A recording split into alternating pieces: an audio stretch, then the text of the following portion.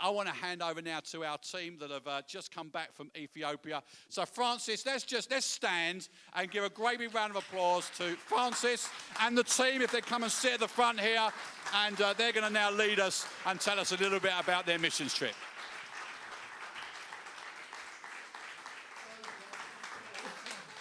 So team, come to the front with me.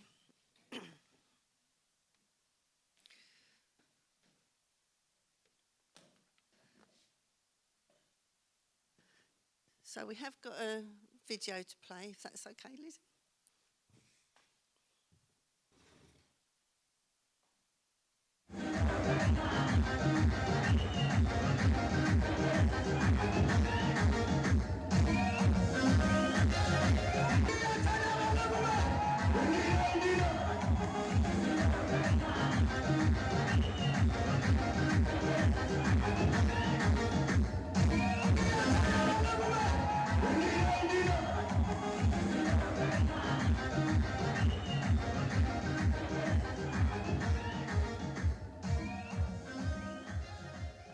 So hello everybody.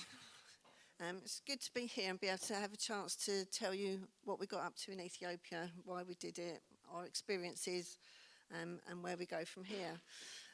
So we had an amazing team, as you can see up there. 8 of us are here today, 2 of us are in other places, other countries. So we've got Ralph and Joe, Liz, Adiba, Sarah, Abby and John and myself. Also Naomi, which is Liz and John's daughter, came with us, and Michelle, who's a street pastor in Brentwood and works with Ralph. So just to give you a bit of background, we visited a Stand By Me project in Ethiopia, Bethany School. It's not just a school, it's the only way I can describe it, as you've probably heard me before, is it's an oasis of hope.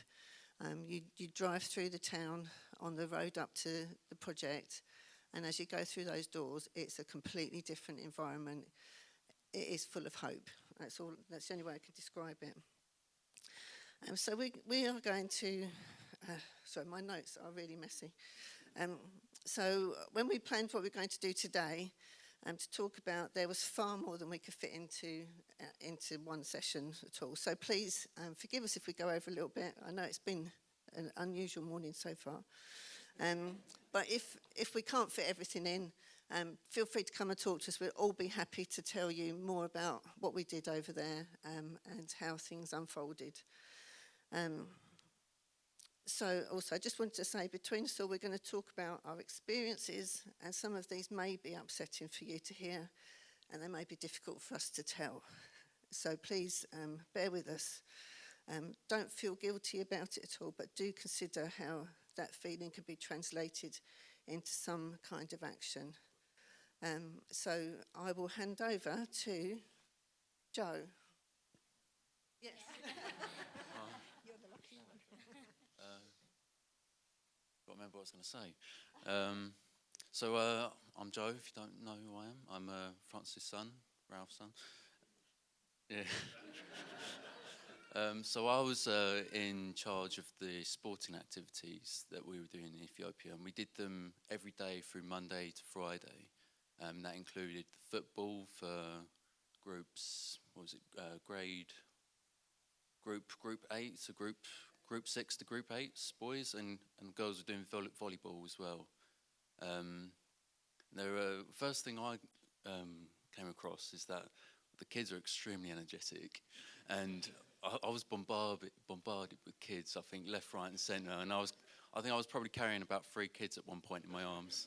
They're so energetic, and they all have such beautiful smiles on their faces, and the stuff that they go through is just horrendous. And it was just a pleasure to be in charge of the activities, just to give a smile, put a smile on their face, and that, one day everything will be all right, even though it not might be for some, but just to bring enjoyment and to spend time with them, it's just a huge pleasure.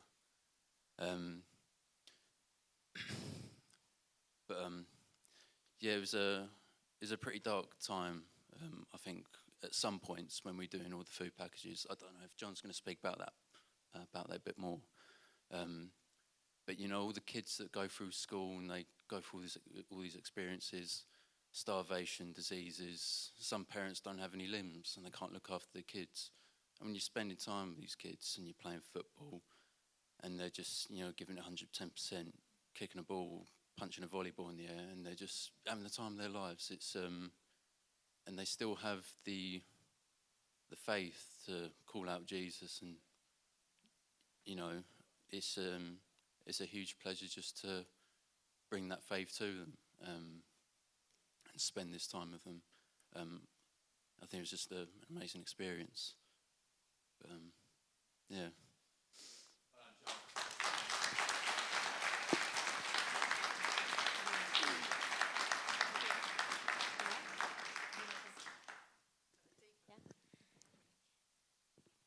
Hi.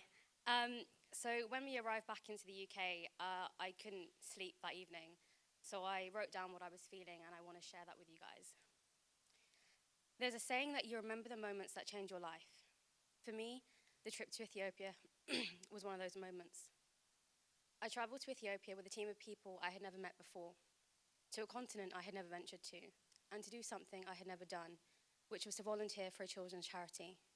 I can now say that the team have become my family. Ethiopia has taken part of my heart, and I have found purpose in working with the children.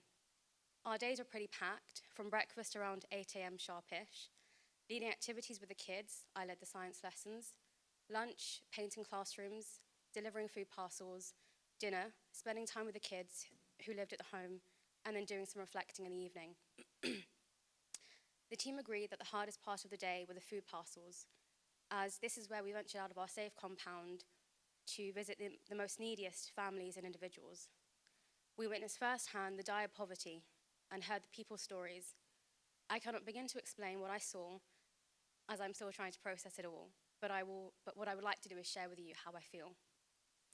I will never forget the first food parcel delivery that we made. We trekked through mud and approached a mud hut. Inside was dark, and I won't describe the smell. I greeted the mother and her daughter, and I will never forget the smile on the mother's face as she asked us to take a seat and pointed towards this old wooden bench. You could see the joy in her eyes as we sat in her home. I looked around, and there wasn't much inside. It was cold, and there was a single bed pressed up towards one end of the mud hut walls. I looked back, and the mother was still smiling. It was her smile that got to me. I tried to hold it together, but I'm only human. I stood up, and she embraced me. I burst into tears, and she wiped them away, smiled, and told me not to cry, that she will be okay. I could feel the expression of gratitude for the food parcels, to the people's embrace, and it's a feeling I'll always remember. I'll never forget Ethiopia for a number of reasons, but it will now and forever be the place where I first taught my very first class. I was so nervous, but walked into the classroom, picked up my chalk, introduced myself, and felt right at home. The kids loved the microscopes, as did the science teachers. My goal was to have an impact on at least one child, to inspire just one, and I think I did just that. Mintesonot was in grade 8, and he sat in the front row. He was the only student that took notes, and he was really focused, kind of reminded me of me. Mintesonot, the next day I had a different grade 8 class, but Mintesonot appeared and again sat in the front row, taking the exact same notes. He was able to answer my questions and rattle off exactly what I had taught. He followed me around and asked me what I did for a living and seemed pretty intrigued by it. Mintesonot, you're officially my favorite student. I asked about your story, which I won't share, but what I can say is that you're one tough kid. I never thought I'd be so happy with so little. I learnt from the people that you don't need much to have joy. I learnt from the kids that you can find happiness in the little things, and words cannot describe how much I will miss spending time with them. I knew I was blessed to firstly be born in the UK, to live here, to be educated here, but travelling to Ethiopia really hit home as to just how blessed I really am. I could go on forever, but I'll stop here. I would like to thank all of those who donated to the cause. I can say that your money was well spent on the food parcels, and the people showed such gratitude, and I would like you to know just how much of a difference you made in their lives for the next few months, as they will be able to eat. Ethiopia, you will be forever in my heart, and more so because I've decided to sponsor a child. Best a lot as a little girl who didn't leave my side from the very first day. Again, I won't share your story, but I promise to keep in touch, support you from a distance, and visit you when I can. Till we meet again, lots of love. Thank you.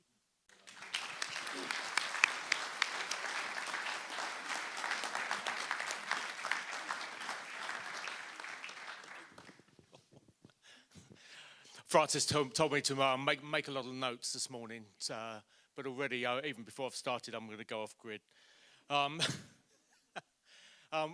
Ethiopia for me, it made me think about what we value in life and just how much money do we need.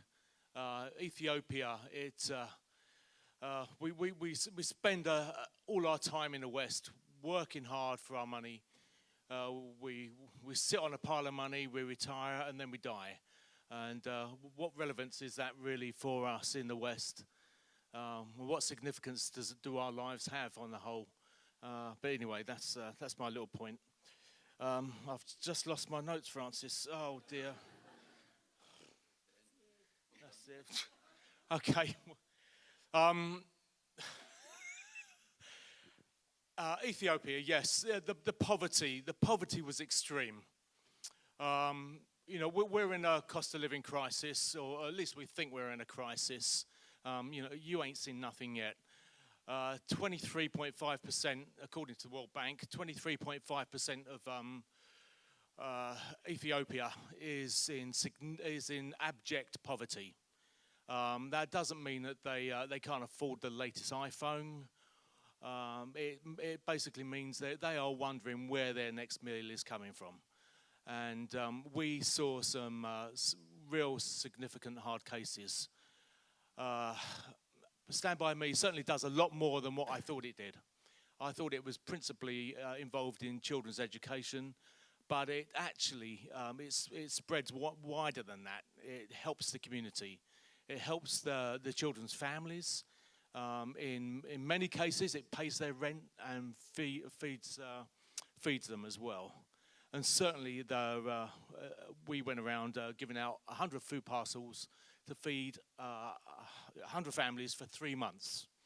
And the reception we got was just beyond description, if I'm honest.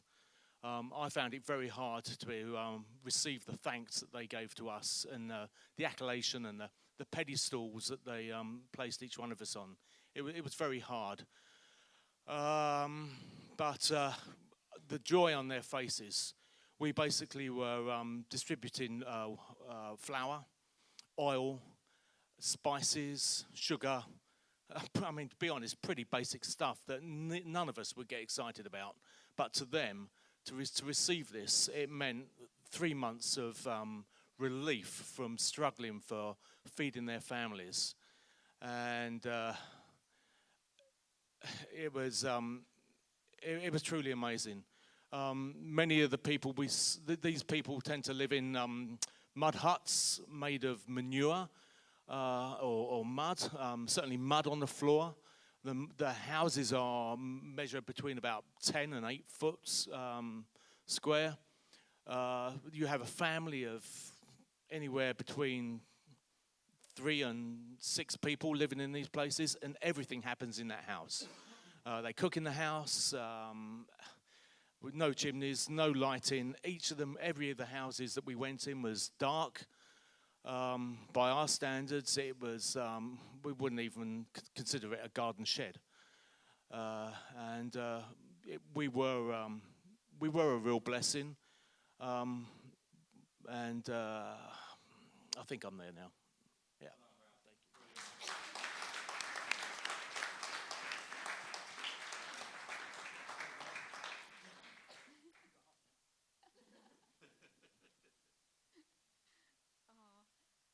Hello.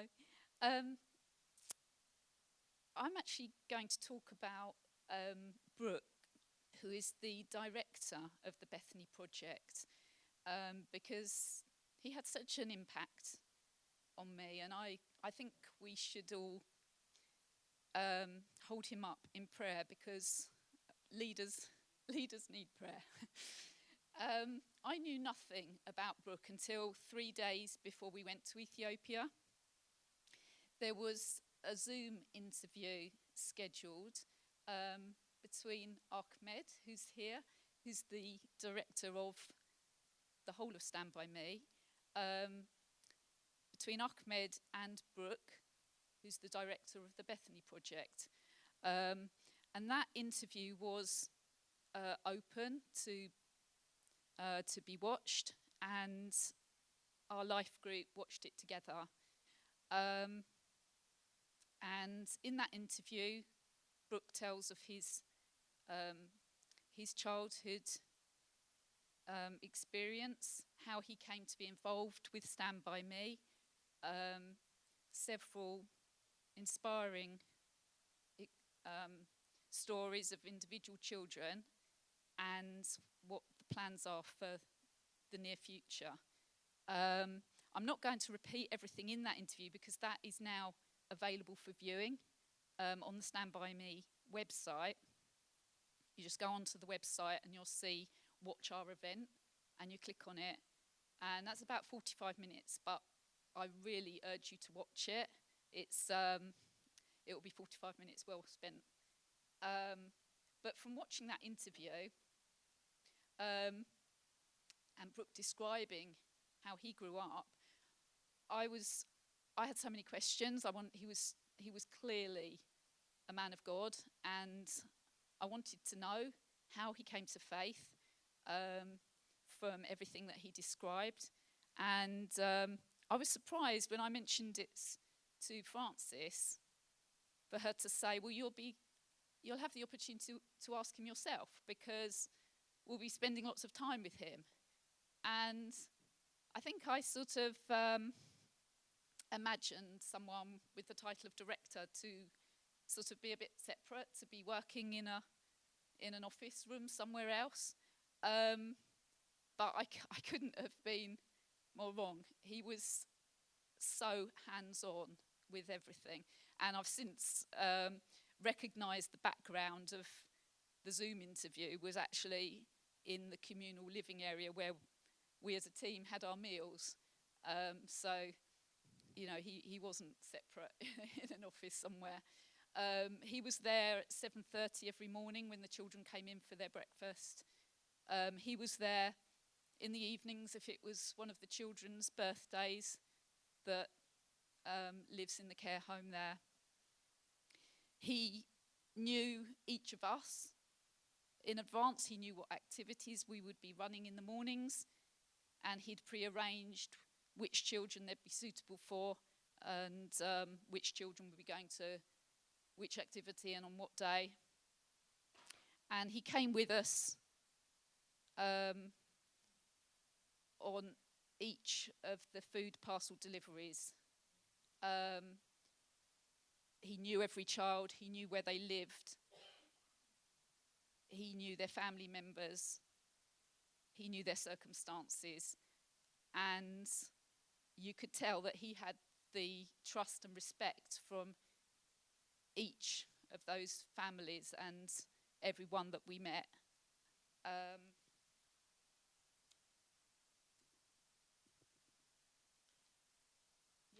On presentation day, because halfway through the week when we were there, it was the school presentation day when each child got a certificate and they heard whether or not they'd passed that year, because in Ethiopia they need to pass each year before they move up. So, you know, that was, and various parents, many of the parents came in, and Brooke was on the stage with other dignitaries giving speeches, giving awards, but he was most at home. He seemed most at home when he was with the children.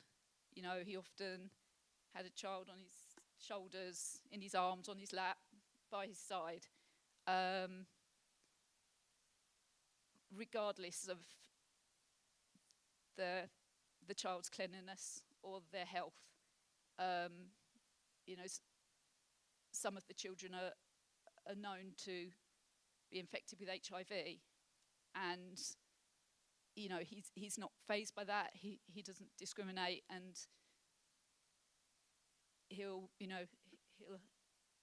be giving them a cuddle and including them. And he's such an example. But what I found most remarkable about Brooke is that he needn't actually be there.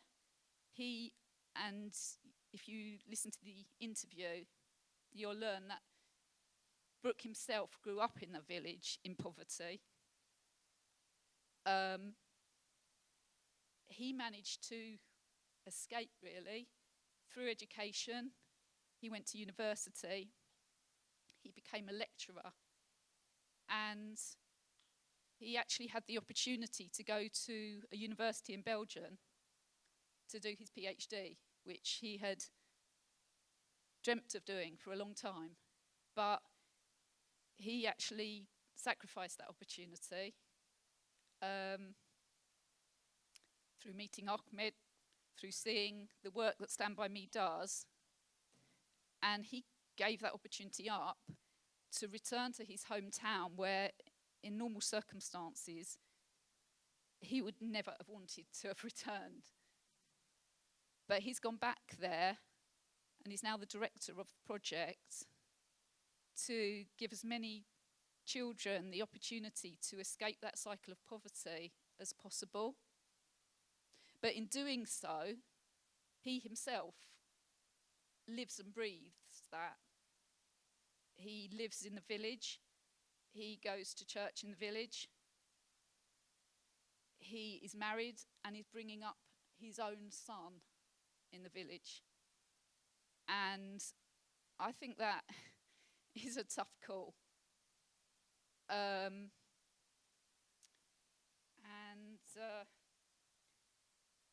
I think that takes a lot of faith, a lot of courage, a lot of dedication. And, his example is so Christ-like. And I think that, I think we should support him in prayer, really, because no leader is infallible, and they've got the same pressures. He's got his wife and his son there, surrounded by poverty, when he could be living a totally different lifestyle. But I can see that, it's such a lifeline. It was humbling to think that many of the people we met would not have been alive still had it not been for the Bethany Project. They really wouldn't have been. The food that is provided for the children, breakfast and lunch, the health care that Stand By Me has organised for some, and the education and the food parcels, and I know Brooke has also, he's had young people live in his home on occasions, until an alternative could be organised.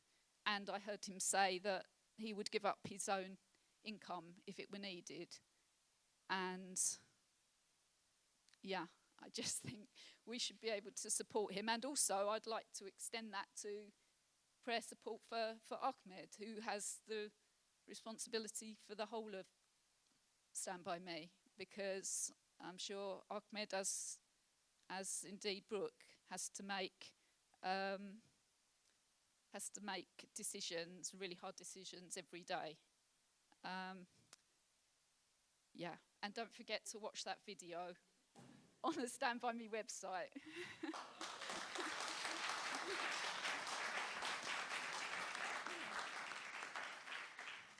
Okay, I have the absolute privilege of sharing with you some of the impact, the amazing impact of sponsorship.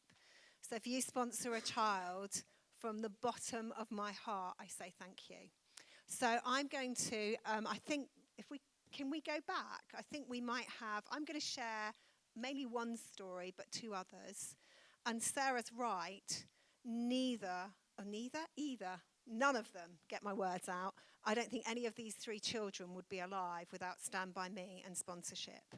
So I had the pleasure of working with Howie, who we're going to hopefully see in a minute. And we asked her to record her story, but completely understandably, she didn't want to.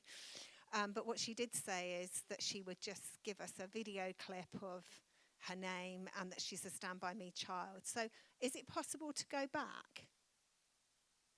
Okay. The to view. Okay. So if we could just play it, literally it's about 4 seconds. Hello, I am Howie. I'm Stand By Me's child. Okay, thank you.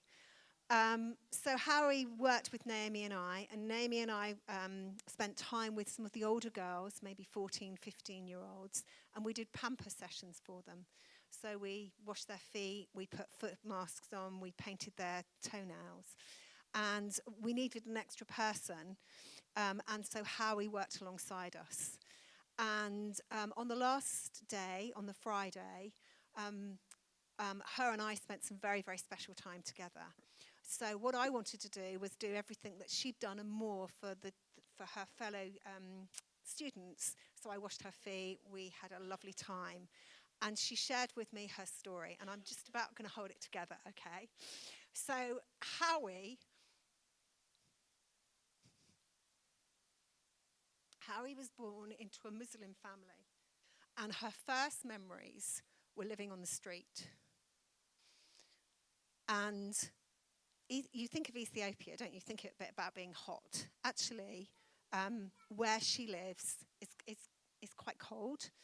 Rainy season, it's muddy.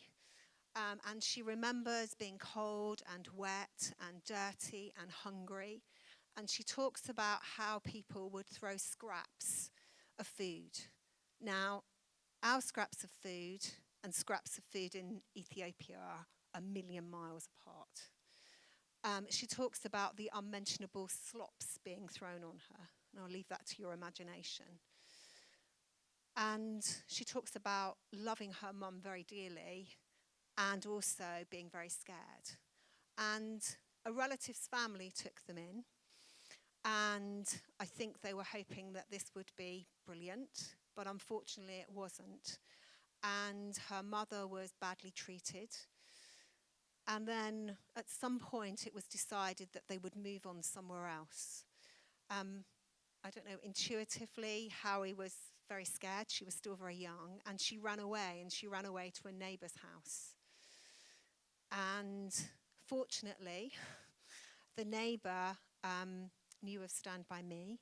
And out of fear, actually, for their own lives about sort of how the family would treat her and if they knew that they were hiding Howie. So Howie was taken into the home at Stand By Me.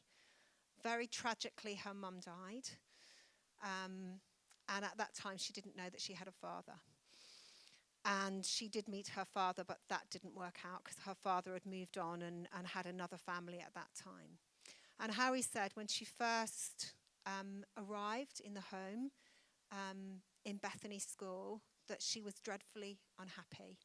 Not because she didn't have food or a bed, but she missed her mum very deeply. And I'm sure, we can't even begin to imagine. And then she talked about her Christian faith growing. And she was sponsored by a lady that has been a number of times to Ethiopia. Not all children have that, but she felt very blessed. And she turned to me and she looked at me. And this is probably for me one of the most inspiring things.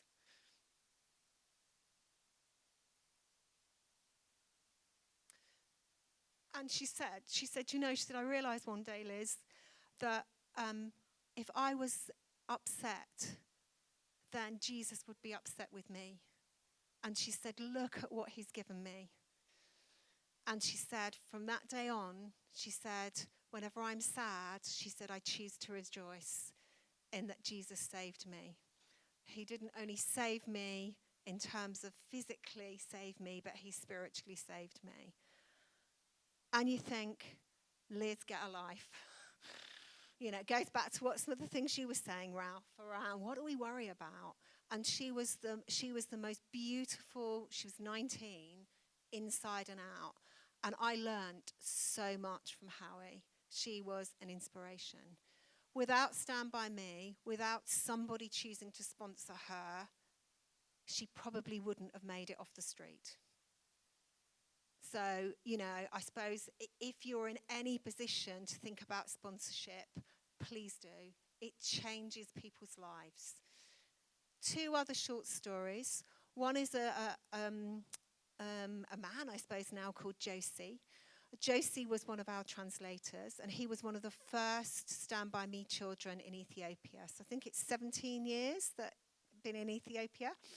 And he remembers going to the school that the school was actually in the church building at that time. So he remembers going to that. And I had a walk with him on the last day, and he said, you know, Liz, what I do is when I see new children come in, and he said, I look at their eyes. He said, I see the emptiness in their eyes. He said, when I look back at photographs of me, he said, I see that same emptiness. And he said, now look at me. So Josie's been through the whole education system. He's been to university, and he's almost finishing his studies to become a psychiatrist.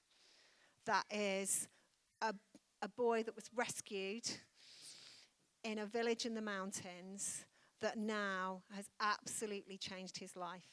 That's only changed because somebody thought to sponsor him. And the last story, and you might remember this, is of a girl called Sarah, a tiny baby called Sarah. I don't know if she, yeah. So the previous picture was Sarah. When we went last time in 2019, Sarah had been rescued in unimaginable circumstances, absolutely tragic. And yeah, she was 3 weeks old. And you can see me now holding her there. She is the most beautiful child. She can speak both, or she's beginning to learn both of the languages they speak. She can count to 10 in English. She sings wonderful songs. If it hadn't been for people deciding to sponsor, she would not be here now. So for me, my plea, my call is, if you can sponsor, please do, because it changes children's lives. There, by the grace of God, are we sitting here now. There, by the grace of God, were we born. And as a mother myself of 2 very grown-up children now, you know, I get the gratitude of those parents, but actually we're just very, very fortunate that God chose to plant us here. He chose to plant us here. We are called to do what we can to help those that are less fortunate than us. So thank you for listening. Apologies for my emotion, but it's just heartfelt. They are, you know, absolutely fantastic examples. And I will hold them in my heart so dearly forever. Thank you.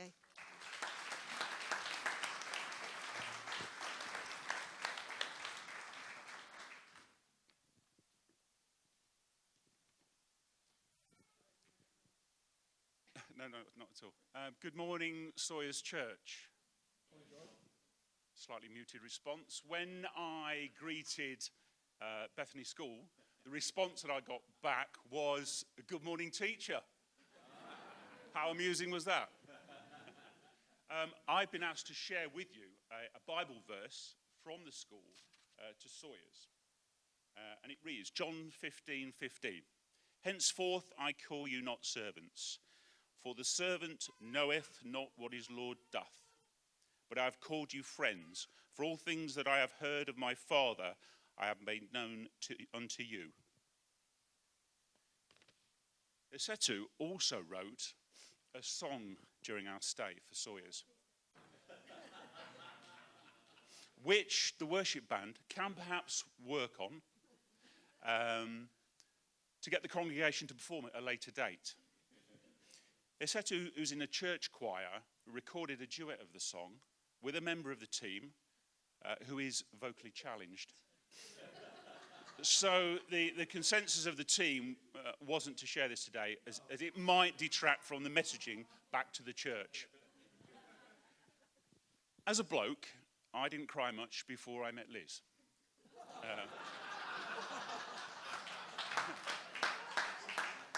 Read into that what you may.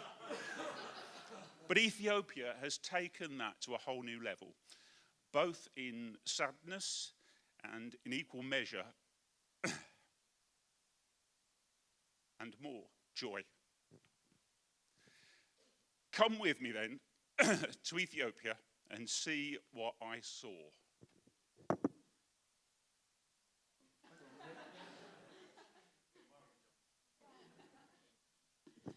That's for visualization effect. Structural change. Well, this is a call to what changes I've observed, both structural and personal, and developments that have been embarked upon over the 3 years or the 3 occasions that we've been to Ethiopia. So structural change. On our last Sawyers Church team visit back in 2019, so that's pre-COVID, I'd seen the groundwork started for an outdoor court. So it was great to see the courts finished and volleyball net in place, which Joe used for the girls' volleyball tournament. And the addition of basketball hoops to use as a multi-sports court remains a possibility. Still structural change. Next to Kifley, the handyman's covered outdoor workspace, a concrete base has been laid for a container arriving from the UK, which, as you be aware in terms of church family, was stuck in customs. We thank God for those individuals who responded to the prayer need for Ethiopia and secured the container's release. This container potentially, when in situ, may provide storage space for Stand By Me to purchase food supplies in bulk to achieve more favourable pricing. Personal change. We delivered a food parcel to a 56-year-old man whose picture would have been seen earlier on Ralph's part, who'd lost his wife and was unable to support his 3 children. The family is living temporarily in a property of a relative, unsure when they'll have to vacate and where they'll live thereafter. The father cried for the entire duration of our visit, which was harrowing for the whole team. But I remember being more affected by the sight of his children and their drawn looks. The following day, unbeknown at the time to me and Michelle, who joined in support of our unexpected themed class lesson, which was centered around Jesus feeding the 5,000. Both were present. We had an enjoyable time together, and after finishing with unexpectedly icing and sweet decorating rich tea biscuits, Michelle took a photo of the class of 15 children, and both had beaming smiles. The change that resonated with me is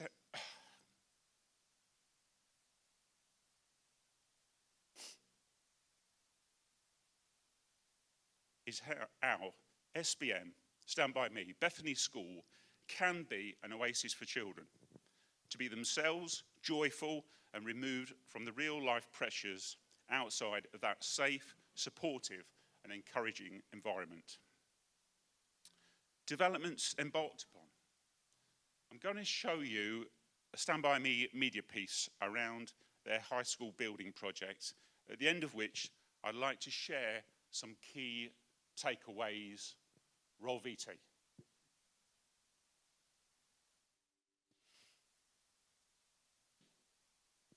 The high school building has already been started in the town centre. The land has been gifted to Stand By Me, recognising the difference that they make already to the most needy and vulnerable in the community. This will supplement the state high school teaching and overcome large classes, the vulnerability of girls studying in an unsafe place, travelling in the dark. As a parent of a daughter,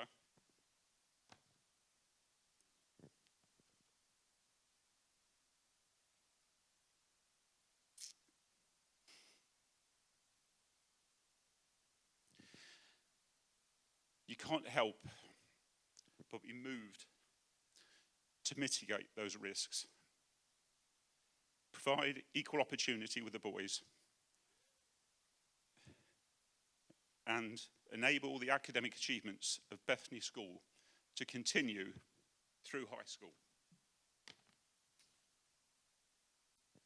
Thinking back to the Bible, the verse given to Sawyers, I'd commend you to serve in Ethiopia, to enrich your faith and become not just a servant, but a friend of the children and staff there. And to get behind a small high school building project, the impact of which will be huge and lasting. Now,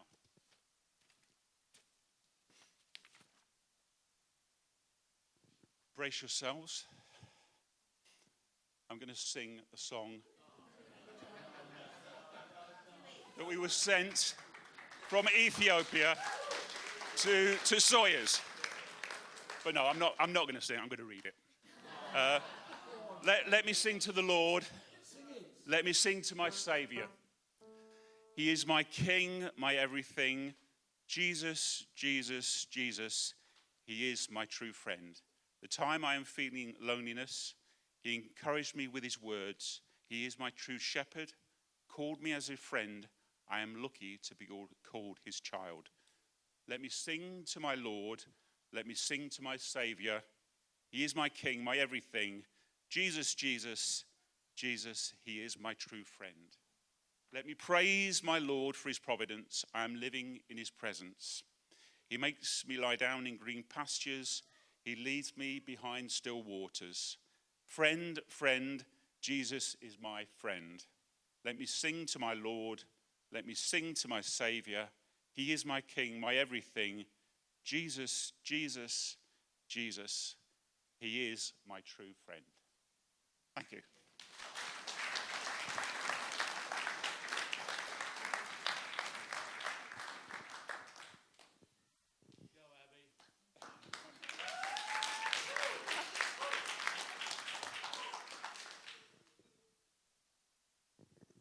Hello.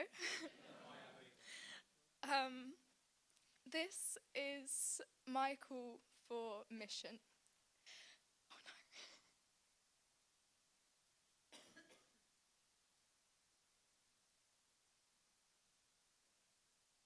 You know what? While Abby's putting herself together, this is one of the absolute joys of leading a team to a far-off country. And Abby, I have not seen someone grow and bloom so much in a week as I have with Abby. My long-lasting memory of Abby, put it in the microphone. My long-lasting memory of Abby is on the walking down a muddy road to deliver a food parcel.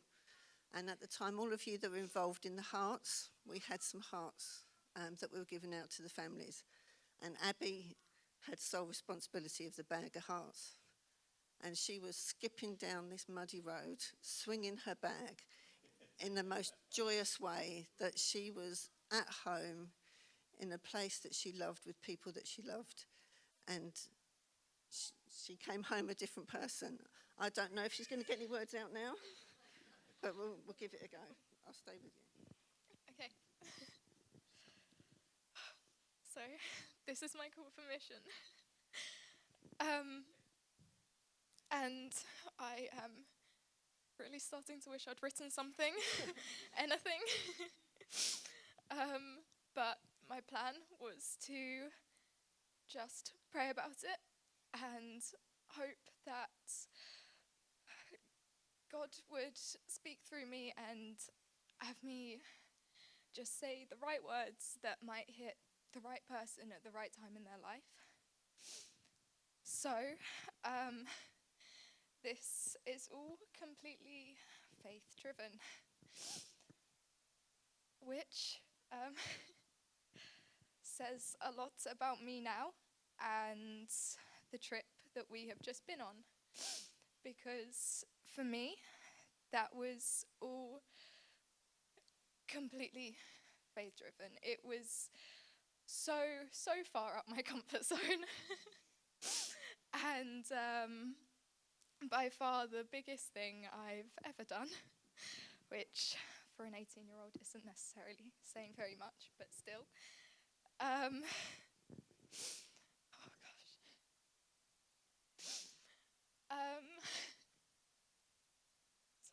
Big. Yeah, the trip was very big for me. And it almost forced me to be fully reliant on God. And I think that's something we need to learn here, because we have so much here. And we can become sidetracked and distracted from our faith with all of our luxuries here and our comforts. And not to glorify their situation in any way, but to say they don't have much is an understatement.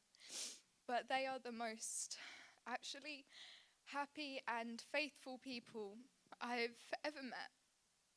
And I think it just shows that we need to rely on God more. And sometimes we need to go out of our comfort zone a bit. And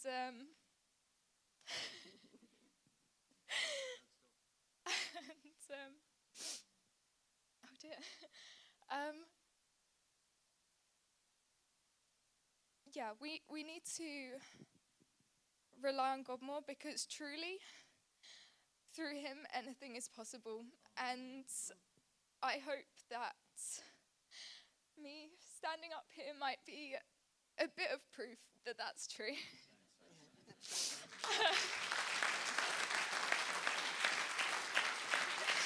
Yeah.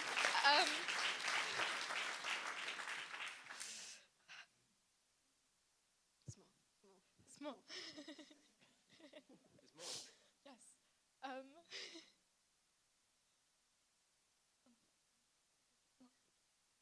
Okay. I just I want to urge people to, because we can get caught up with the stresses of life, and we might not think that we have time to grow in our faith, or this isn't the time to pray about this. I need to think logically. I have responsibilities, people relying on me. But I think sometimes you just have to have faith and just go for something. Do something way out your comfort zone. If you feel called to do something, whether it's mission or anything else, please go for it.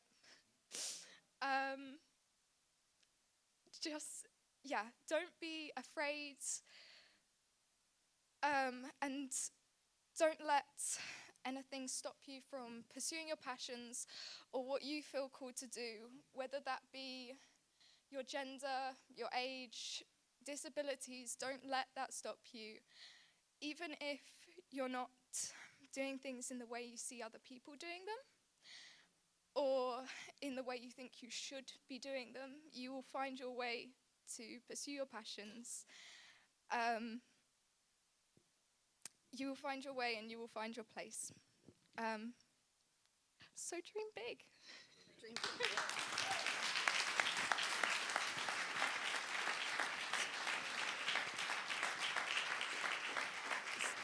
So that's just a taste of what happened, how things changed, what we experienced. I know we've really gone over time, Peter. I'm so sorry. I had a few things to share myself, but I'll put them to one side. But I do want to send out lots of thank yous. Thank you to the art group that made the hearts. They were such a blessing. Those hearts were given out to all the children, the staff, the parents, everyone we met along the way. And the message we gave them was that they're made with love from our church family in England, that they were sent with love because they're loved, and because God loves them. And that was the message that went out all across the town. We saw people wearing these hearts wherever we went. They absolutely loved them and embraced them. Thank you to everybody that donated to the fundraising. The food parcels were so needed, and without them, as the team have said, people would not have been eating. They would have struggled for their next meal. Thank you to everyone that prayed about the container, although this has nothing to do with our team event, if you like. It was someone else's passion to get that container out there. But thank you for all the prayers that went into that. Thank you for everyone that donated pants, knickers and socks. They have been put in the stores, and Stand By Me will give those to the children that need them the most. Thank you to the people that made the blankets. Thank you to everyone that got involved, all the encouragement, all the prayers. We couldn't have done it without you. It started off as a life group mission, but it ended up as a Sawyers mission. So thank you everybody that got involved and got behind us. Fantastic. Let's give this team a great big round of applause. Let's stand and let's just honour the team that have gone to Ethiopia and made such a difference in Bokaji. And